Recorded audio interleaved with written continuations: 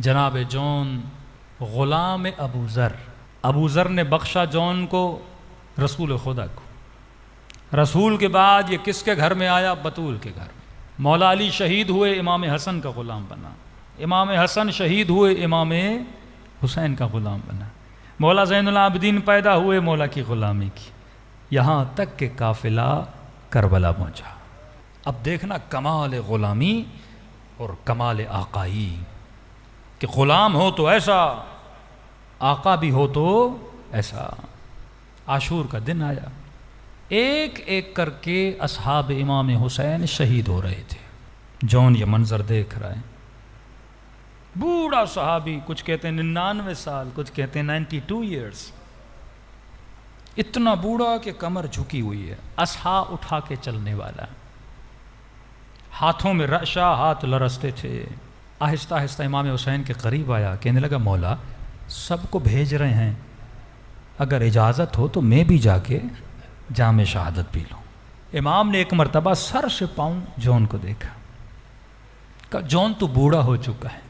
کہنے لگا مولا کہیں ایسا تو نہیں میرا رنگ کالا ہے مجھے نہیں بھیج رہے، ایسا تو نہیں میرے پسینے سے بو آتی ہے مولا. امام کو پیار آیا، جون کو سینے سے لگایا، کہا جون تو کیسی باتیں کر رہا ہے، اس گھرانے میں یہ دیکھا نہیں جاتا کہ رنگ کیا ہے. کہا مولا مجھے اجازت دیجیے.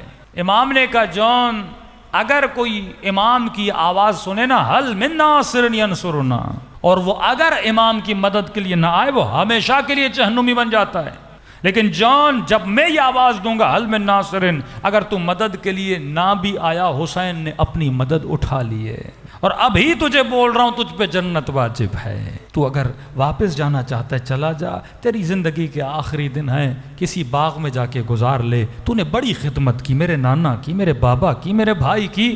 جون میں تجھے مرتا ہوا دیکھنا نہیں چاہتا.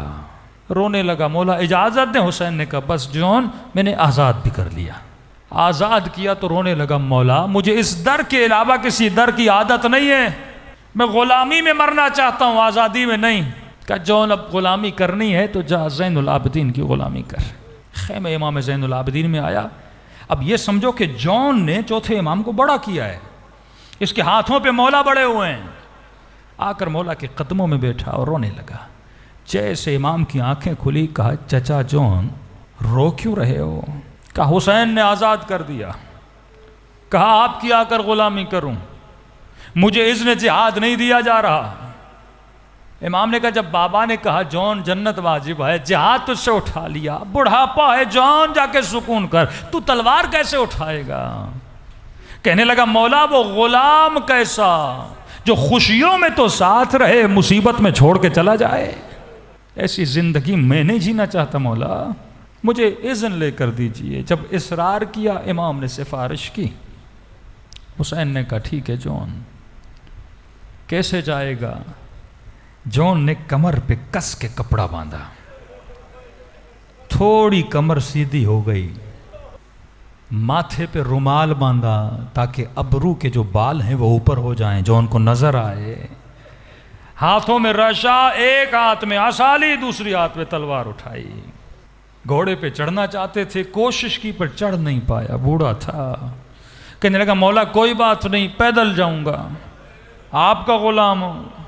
امام نے خدا حافظ کی. حسین کا بوڑھا صحابی لشکر یزید کی طرف روانہ ہوا. کہ جیسے میدان کربلا میں پہنچا، شمر نے کہا ابن سعد، حسین نے سپاہی بھیجا ہے لڑنے کے لیے. سعد نے کہا کون ہے؟ کہ کوئی 90 سال کا بوڑھا بھیجا ہے. کہ حسین اتنے غریب ہو گئے اب بوڑھوں کو مقابلے کے لیے بھیج رہے ہیں. کہ کون ہے؟ کہ جون.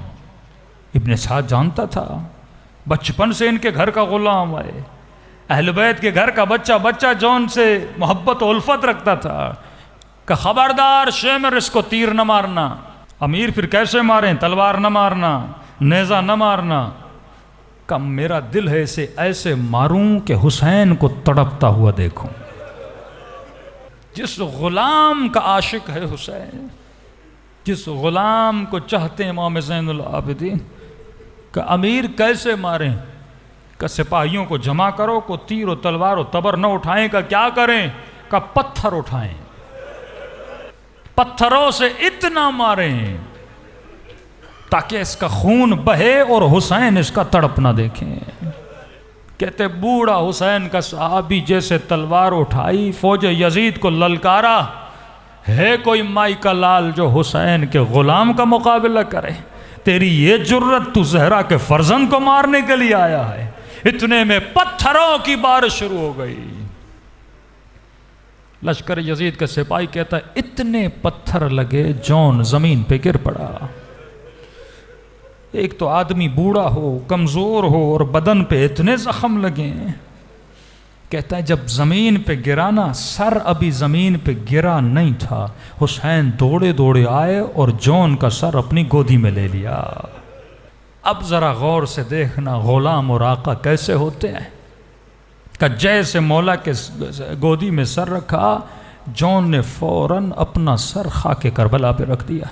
روایت لشکر یزید کے سپاہی سے آئے کہ میں غور سے دیکھ رہا تھا یہ غلام کیسا ہے، آقا کیسا ہے، کہ پھر اس نے مولا حسین نے سر گود میں رکھا، پھر جون نے خاک کربلا پہ رکھ دیا۔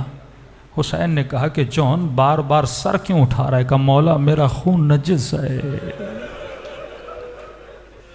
مولا اس گود میں علی اکبر کا سر آنا چاہیے، مولا میں غلام ہوں، میرے بدن سے بدبو آتی ہے۔ کہا کئی مرتبہ حسین نے پیار سے سر گود میں رکھا، نہ تواں جسم تھا، خون بہ چکا تھا، پھر بڑی کوشش کر کے سر کو خاک کربلا پہ رکھتا تھا۔ مولا حسین نے دیکھا نا جون راضی نہیں ہو رہا کہ حسین کی گود میں سر رکھے، خدا را یہ جملہ سن کے عشق ہوتا ہے حسین سے کہ ایسے حسین مولا کے ماننے والے ہو۔ لشکر یزید کا سپاہی کہتا ہے میں نے زندگی میں نہ ایسا غلام دیکھا، نہ آقا کی ایسی محبت دیکھی۔ کہتا ہے کیا دیکھا؟ کہتا ہے جب اس نے بار بار سر خاک کربلا پہ رکھا نا تو میں نے دیکھا حسین نے جھکنا شروع کر دیا، اتنا جھکے کہ حسین کے رخسار جون کے رخساروں پہ آ کے پڑے، اور آہستہ سے کہا جون تو نے غلامی کا حق ادا کر دیا، اور بار بار یہ نہ کہو تیرے بدن سے بو آتی ہے۔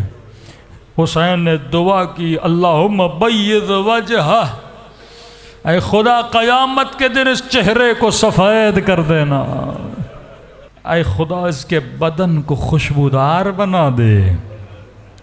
لشکر یزید کے سپاہی کہتے ہیں جب لاشوں کو پامال کیا جا رہا تھا، ایک لاشے سے اتنی خوشبو آ رہی تھی، جب غور کیا گیا یہ حسین کے غلام کا لاشا تھا۔